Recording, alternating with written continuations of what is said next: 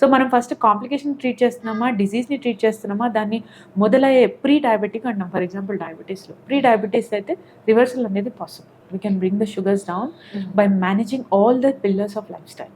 6 pillars of life స్టైల్ని interfere చేస్తూ ప్రతి పిల్లర్కి ఒక ప్రిస్క్రిప్షన్ లాగా ఇస్తాం. ఇప్పుడు ఇన్సులిన్ నుంచి ట్యాబ్లెట్స్ మీదకి రావడం, ట్యాబ్లెట్స్ నుంచి మెల్లిగా 2 ట్యాబ్లెట్స్ ఉన్న వాళ్ళు 1 ట్యాబ్లెట్కి రావడం, 1 ట్యాబ్లెట్ ఉన్న వాళ్ళు హాఫ్ మెడిసిన్కి రావడం, ఇలా చూసాం. Hi hello welcome to Olga health. నేను హారతి. మనతో పాటు ఉన్నారు lifestyle medicine specialist doctor Varunmayi గారు, కింగ్ సన్షైన్ హాస్పిటల్ బేగంపేట నుంచి. మేడంతో మాట్లాడదాం. ఒక లైఫ్ స్టైల్ చేంజ్ చేస్తూ ఒక డిసీజ్ని రివర్సల్ ప్రోగ్రాంలో ఎలా వెనక్కి తీసుకెళ్ళొచ్చు, ఎలా తగ్గించవచ్చు అనేది మేడంతో మాట్లాడి తెలుసుకుందాం. నమస్తే ma'am. Life style medicine specialist అంటే ఏంటి మ్యామ్? అంటే లైఫ్ స్టైల్ మెడిసిన్ అనేది it is a new branch of medicine అండి. సో దీంట్లో మనకి ఇప్పటి వరకు వినింది అలోపతిక్ మెడిసిన్, హోమియోపతిక్ అని, ఆయుర్వేద అని, అలా డిఫరెంట్ మెడిసిన్స్ గురించి మనం విన్నాము. బట్ లైఫ్ స్టైల్ మెడిసిన్ అనేది it's a new thing. It's been introduced by American college of lifestyle medicine. దీంట్లో ఒక క్రానిక్ డిజీజ్ని మనము ఎలా ట్రీట్ చేయొచ్చు, ఆ డిజీజ్ని రెమిషన్ లేకపోతే రివర్సల్కి ఎలా తీసుకెళ్ళొచ్చు, ఆ పాత్ గురించి lot of research and evidence బేస్డ్గా ఎస్టాబ్లిష్డ్ చేసిన ట్రీట్మెంట్ ప్రోటోకాల్స్ అన్నీ ఫాలో చేస్తారండి. సో దీని నుంచి స్పెషల్గా సర్టిఫికేషన్స్ ఉన్నాయి. అమెరికన్ కాలేజ్ నుంచి నేను సర్టిఫైడ్. తర్వాత మన ఇండియన్ సొసైటీ కూడా, Indian society of lifestyle medicine అనేది కూడా ఉంది. ఈ 2 విధాలుగా మనము ఎస్టాబ్లిష్ అవ్వచ్చు.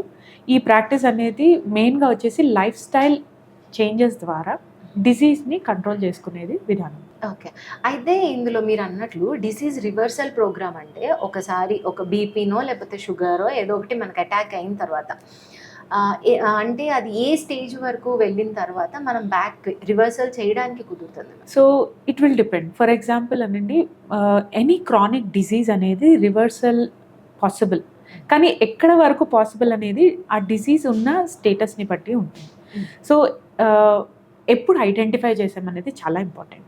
తర్వాత ఆ డిజీజ్ ఆ పలానా పేషెంట్కి ఎంతగానో అంటే మార్బిడిటీ ఎంత ప్రాబ్లం క్రియేట్ చేసింది, దాని తర్వాత దాని వలన వచ్చిన కాంప్లికేషన్ ఏంటి, ఈ అన్నిట్లో కల్లా ప్రతి లెవెల్లో ట్రీట్మెంట్ ఆప్షన్ ఉంటుంది.